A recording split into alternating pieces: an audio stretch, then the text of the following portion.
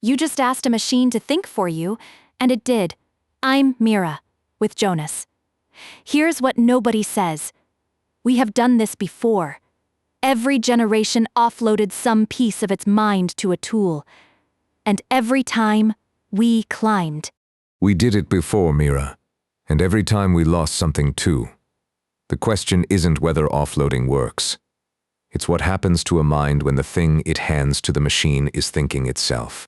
So that's the real fight. Not is AI useful, it obviously is. But whether leaning on it frees your mind for higher work or quietly hollows out the muscle you stopped using. Let's start with the oldest version of this panic. 2,400 years ago, in Plato's Phaedrus, Socrates warns that writing will create forgetfulness in the learner's souls. They'll trust external marks instead of remembering from within. The first recorded fear of offloading. And he wasn't entirely wrong. And here's the punchline. Plato only reaches us because someone wrote it down. Writing didn't kill memory. It gave us libraries, science, this conversation. The faculty he feared losing, we traded for a civilization that thinks together across centuries. Traded. That's the honest word. And here's a loss we can actually measure. London taxi drivers memorized 25,000 streets. Maguire scanned them. The back of the hippocampus, the brain's map maker, was physically enlarged. Hand it to GPS and that growth signal goes away. Or, you free that tissue for something else. No one needs 25,000 streets in their head to think about where they're going or why. The cabbie's hippocampus is a monument to a problem GPS solved. We don't mourn the loss of memorizing phone numbers. Except we do lose something. Sparrow's 2011 study in science. When people expect to look information up later, they remember it worse. But they remember where to find it. The Google effect. Our memory quietly repointed itself from facts to file names. Which philosophers Clark and Chalmers said, back in 1998 is not a bug, it's the extended mind. Otto's notebook does the work his memory can't. The notebook is part of his mind. The boundary of you was never your skull. Your tools have always been thinking with you. Beautiful theory, but there's a line it walks right past. There's a difference between offloading storage, phone numbers, street maps, and offloading judgment. A notebook holds your thoughts. An AI has them for you. That's not extension. That's substitution. Every tool substituted something. The calculator substitutes arithmetic, so an engineer can reason about the bridge, not the long division. Offloading the routine is exactly how you free attention for the hard part. That's not decline, Jonas. That's the whole story of progress. Researchers even named it Cognitive Offloading, Risko and Gilbert, 2016, using action or a device to reduce mental demand. It's real, it's measurable, and it's a genuine trade, not a free lunch. And they leave open the question that matters now. What happens when the device offloads thinking, not just remembering? Then answer it honestly. Every time, the fear was that we'd hollow out, and every time we climbed instead. So show me this round is genuinely different, not just newer and scarier. What's the actual signal?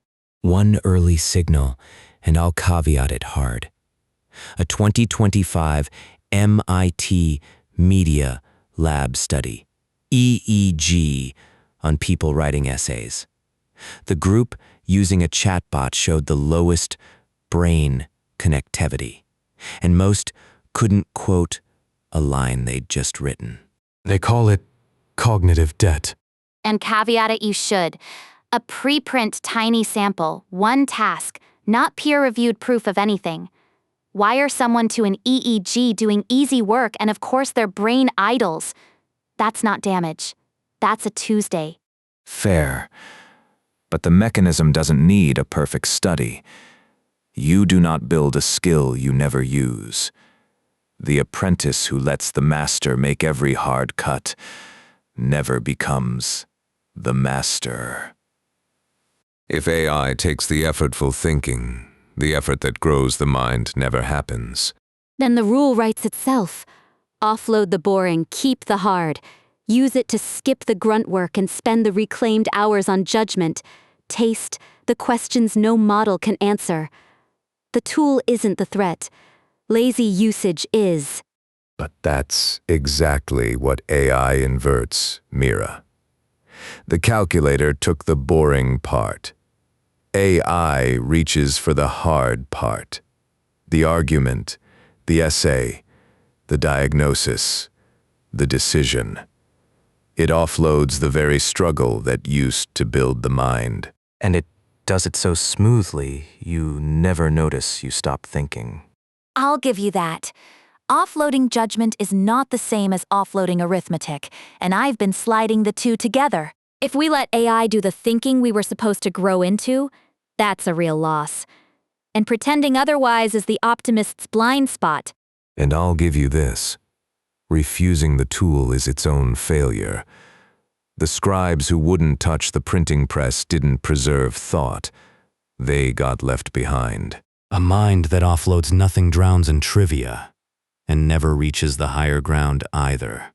So maybe the tool never decides.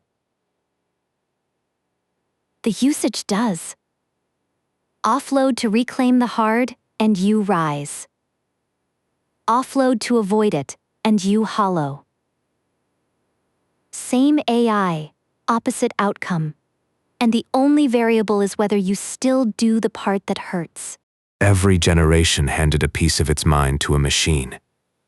What's new is that this one reaches for the piece that makes us, our reasoning. The danger was never the offloading. It's offloading the struggle that a mind is built from. Both true at once. AI can be the greatest cognitive amplifier we've ever built, or the most comfortable way to stop thinking. The receipts, Plato to the EEG, are on screen. We leave you with the only question that decides which one you get. When the machine offers to think for you, what are you handing over? The boring part, or the part that was making you? These voices and visuals are AI generated. The studies are real and cited on screen. Sit with that one.